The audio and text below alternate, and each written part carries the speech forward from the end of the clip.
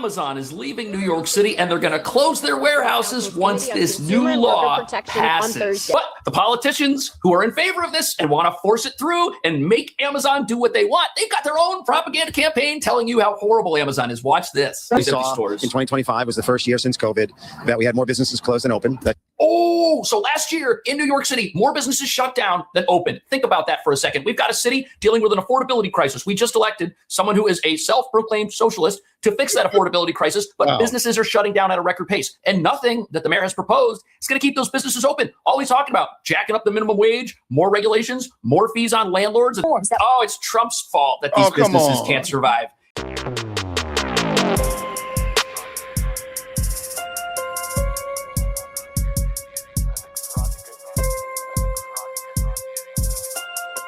Grace and peace, everybody. We're back. You saw the thumbnail. You saw the title. You know we're going to be talking about elections have consequences. And when you hire a avowed socialist, a communist socialist, and you look up and you're surprised that millionaires and billionaires and thousandaires are fleeing your towns, fleeing your city because of the tax craziness that's coming from City Hall, don't be surprised. And now new businesses are permanently leaving. And this is not just your run-of-the-mill business. It's not just, a lawn care or a car wash. This is Amazon. Check this out. Let's go. Amazon is leaving New York City, and they're going to close their warehouses once this new law passes. On Thursday. The legislation called the Delivery Protection Act, introduced by Council Member Tiffany Caban, would force companies like Amazon to directly employ all of their drivers instead of using contractors. It would also require the smaller companies Amazon uses to get packages to their final destination, called Delivery Service Partners, or DSPs, to be licensed with the city. This is big news because it's going to force Amazon to do things in a way that doesn't work with its business model, eliminating thousands of jobs. Meanwhile, some DSP owners are pushing back against the bill. What this bill does for me is actually closes and shut down my business. It takes 150 people that work for me and puts them out of work. That's terrible. This actually impacts everyone's life by passing this bill. While well-intended, the outcome is not good for the city. I would like to know, what is the intention of the bill? Why can Amazon not use contractors? Why can they not use DSPs? What is like he just said, the intention is good. I want to know what is the intention, because I don't know if I'm convinced that the intention is good. But let me know what you think. Comment down below. It's disaster. Employees. It's not good for the customers at the end of the day either, because it's going to slow down their packages or potentially raise the cost of getting their packages. Right. Yeah. The city council says that, Amazon would be essentially forced to hire the employees that are going to lose their jobs as a result of the DSPs going away. But there is no level of certainty that they will be rehired. And so what happens first and foremost is a direct impact of the people that we've hired so far losing their job entirely, and then being at the mercy of being possibly maybe rehired. Amazon submitting written testimony for the hearing. The online retail giant saying in part the legislation would be threatening the small businesses that deliver to customers, putting the jobs of their more than 5,000 employees at risk, and forcing us to consider relocating delivery operations outside of the city. This would likely mean slower and more expensive delivery, deteriorating the experience for millions of customers in New York City. Amazon also inviting city council members to visit the delivery stations to see firsthand what it's like before they vote on the bill. The bill does have majority support within the city council, and the next step is for the city council speaker. Okay, if this thing has support, what that means is that it's probably going to pass, because how do we expect a city run by a bunch of socialists with a communist mayor not to take the side of the people against Amazon? But who are the people who are going to lose their jobs? News 12's Shakti Dennis spoke to the people making sure your packages get to you on time. These are the guys that are going to lose their jobs. Good morning. Good morning. You might have seen Tommy Gorman delivering your packages around Brooklyn. Ladies, how we doing? He's one of more than 100 riders rolling out of the Red Hook Amazon delivery station twice a day like clockwork. Have a great day. On a four-wheel electric, they deliver thousands of packages across Red Hook and the downtown Brooklyn area. It's nice to be outside. I mean, the winter was a little cold, but I'm Irish. These guys do a fantastic job. Packages get delivered in record time. I never miss my deliveries. They're better than UPS. They're way better than FedEx. And these are the people who are going to lose their jobs. Amazon isn't going to be able to hire them all. And look at this. According to the New York Post, if this passes, Amazon will probably relocate 10 of its distribution centers to areas just outside the border in New Jersey, Long Island, and in Westchester. It's the shade, so we're doing all right. Amazon started testing e-cargo bikes in Manhattan a few years ago and expanded to Brooklyn. Now they're growing their fleet even more. Obviously, where I'm parked now, you wouldn't be able to park if you had a van. It makes it that much easier. Juan Martinez is one of the local business owners who partners with Amazon to hire and train drivers and handle deliveries. I went from 0 employees, just starting with myself, and today I have 120 employees. Who would all lose their E-bikes are a jobs? better fit for some of Brooklyn's narrow streets. These things can move about the city in a very efficient way. They are not hindering traffic. Nope. That's because they can ride on bike lanes, drawing pushback from some cyclists. Look, of course. Transportation Okay. advocates say they're happy. Look, I ride a bike in New York City.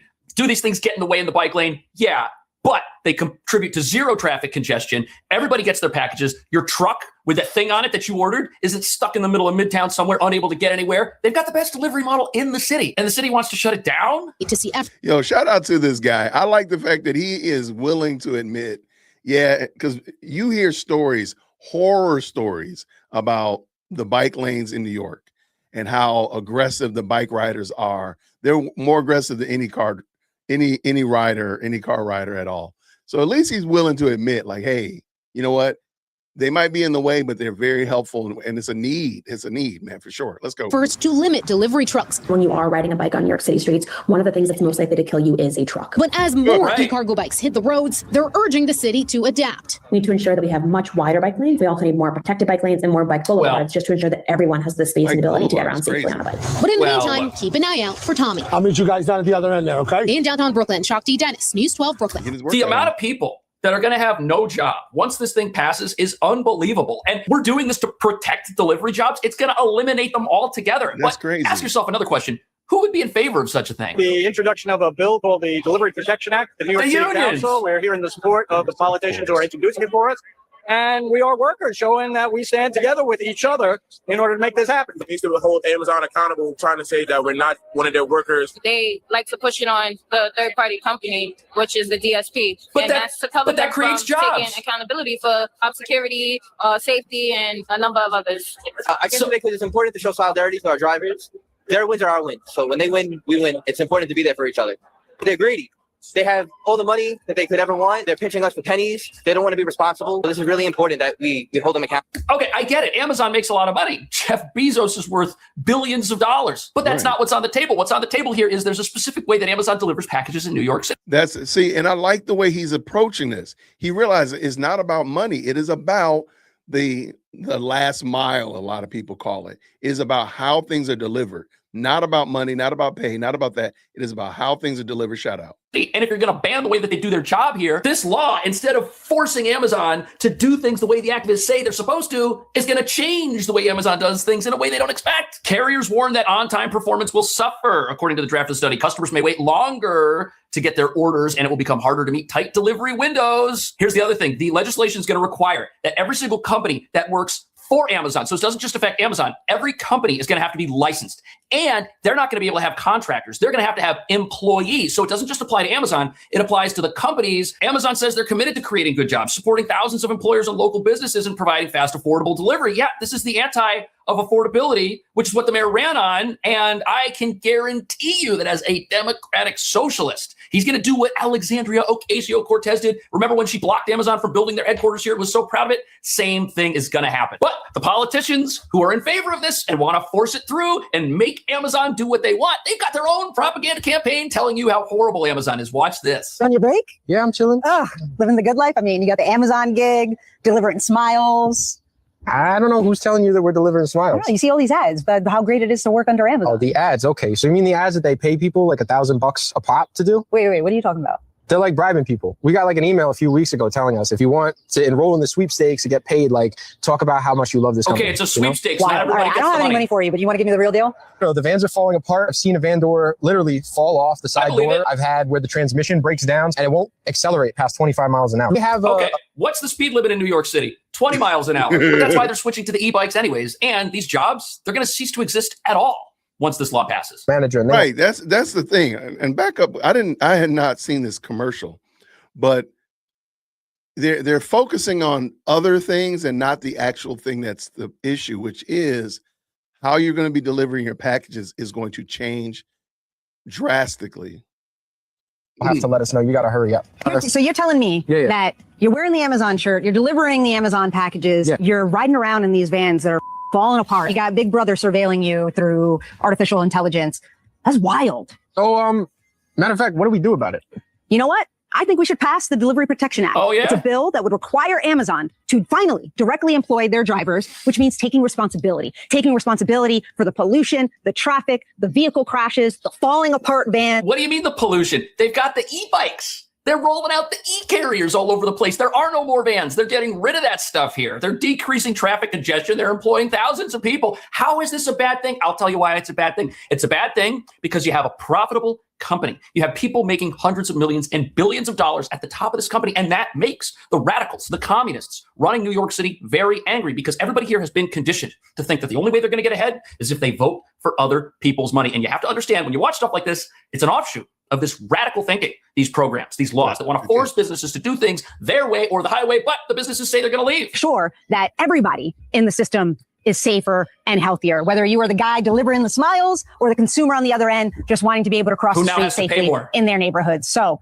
call your council member and tell them to sign on to the Delivery Protection Act so we can get it done. That would be bad news. If Mamdani signs this thing, which I can't believe he won't, look at this. Other companies, including FedEx, DHL, Fresh Direct, DoorDash, every logistics provider in the city would also be required to comply with this stuff. So it's not just your Amazon packages that are going to stop showing up at the same prices they used to. It's going to be. Whoa, you mean the DoorDash where you're already paying more for the food that you could have walked yourself down to the bodega to get, drove over to Taco Bell and got?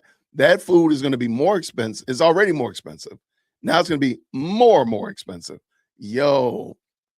Now I'm wondering, is Fresh Direct, is that a grocery store? I'm just wondering, I'm assuming grocery stores fall into this. Yo, this is craziness. I got a video later on about how billionaires, millionaires, thousandaires are all fleeing from New York because of this type of stuff. Your food from DoorDash, because now DoorDash is going to have employees as well. It's going to affect them. Every delivery service in town is either going to shut down or cost so much money that you're going to have to walk to the store yourself. They're saying this is about Amazon avoiding legal liability. That has nothing to do with it. Their business model doesn't work if they have to employ every single person. These businesses are done. Look, here's a company. They employ 100 drivers. Wow. These drivers are paid $20 an hour for operating these e-bikes and $23 an hour for driving around in a van. That's way above minimum wage. These are better jobs than bottom of the barrel jobs, which is what we're being told they are. We're being told these are people who are being exploited. They've got the worst working conditions. But as you're about to see, Amazon, every delivery company in town, they're not the only businesses that are on the chopping block. Look at this. Business after business shutting down in Lower Manhattan. Local owners saying that they're struggling to keep up with the rising costs from regulations tied to climate rules. And now they're asking the state to make some changes to save their livelihood. Hannah Klieger has the story. We got so many laws here, no one can work. Lower gates and hanging locks are a common sight in Manhattan's Civic Center. It's almost like our own government is pricing us out. Rising costs. It is that your own government is pricing you out. That's exactly what happens. It's not almost like that. It is that. Rising costs are causing strife for small businesses like flower shop owner Patrick Hall. I took on the cost of decommissioning the gas burning boiler and installing a split system HVAC system because we are a florist, so we have to have heating and cooling. Leaders from chambers of commerce citywide gathered to call for change. We saw in 2025 was the first year since COVID that we had more businesses closed than open. So last year in New York City, more businesses shut down than open. Think about that for a second. We've got a city dealing with an affordability crisis. We just elected someone who is a self-proclaimed socialist to fix that affordability crisis, but businesses are shutting down at a record pace. And nothing that the mayor has proposed is going to keep those businesses open. All he's talking about, jacking up the minimum wage, more regulations, more fees on landlords. It's going to jack up the cost for even having a storefront. And then we got all these environmental regulations on top of it that are causing business owners like these guys to spend tens of thousands of dollars revamping their dilapidated storefronts. And what? For what? So they can shut down too once they go bankrupt? That should be a red flag for anybody. These challenges are leading to empty storefronts. And that's why they're pushing the state legislature to pass Governor Hochul's reforms to some of the climate goals passed by New York State back in 2019. They say the climate law goals are too ambitious, and there are ways to move to cleaner energy while extending deadlines. The adjustments that she's asking for are reasonable. They're reasonable. Extend the mandates to 2030, reevaluate the interim goals for 2040, but don't abandon the final goals in 2050. We can get there. I already saw an increase from the previous month in my Con Ed bill. A spokesperson for the governor says rising costs are driven by the Trump administration and that she is pushing for common sense reforms. It's Trump's fault that these businesses can't survive. It's not our laws that we passed, that we voted for, and that we told everybody were a good idea. No, it's not us. It's Trump, even though he doesn't control local energy policy, even though he doesn't pass these local job-killing laws. And certainly here in New York City. This is the comptroller. Working today than at any time in the history of our country. Trump's right. 100% of all jobs created under my administration have been in the private sector. But I can tell you that here in New York, job creation over the past year has come to a halt. Outside a single sector, specifically home healthcare aides, we actually lost 38,000 private sector jobs in New York City over the past year. The job outlook in New York City is especially tough for young people.